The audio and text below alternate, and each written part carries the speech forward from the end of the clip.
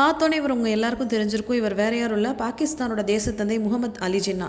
சரி, இப்போ இவருக்கு என்ன அப்படின்னு நீங்கள் நினைக்கலாம். இவரோட வாழ்க்கையில் நம்ம கற்றுக்க வேண்டிய விஷயம் நிறையா இருந்தாலும் ஒரு முக்கியமான விஷயம் இருக்குங்க. அதாவது அந்த இன்டென்சிட்டி.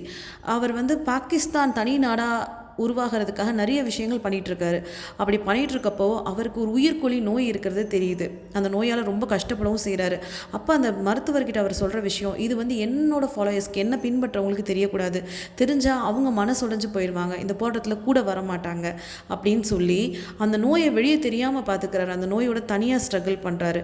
ஸோ இந்த தீவிரத்தன்மை தான் அவரை ஒரு தேசத்தோட தந்தையாகவோ உருவாக்குச்சோ என்னவோ. சில நேரங்களில் இப்போ யோசிச்சு பாருங்கள், நமக்கு இதே மாதிரி ஒரு சிச்சுவேஷன் வந்தால் நம்ம எப்படி மனசுடைஞ்சு போயிடுவோம் அப்படின்னு சொல்லிட்டு. சில நேரங்களில் சில காரியங்களை முடிக்கிறதுக்கு நமக்கு ஒரு அதிதீவிரமான மனநிலை தேவைப்படுது. அந்த தீவிரமான மனநிலை முகமது அலி ஜின்னாட்ட இருந்துச்சு. ஸோ இன்னும் நிறைய நல்ல குணங்களும் அவர்கிட்ட இருந்தாலும் இந்த தீவிரத்தன்மை நம்ம அவர்கிட்ட இருந்து கற்றுக்க வேண்டிய ஒரு முக்கியமான விஷயம் அப்படின்னு சொல்லலாம்.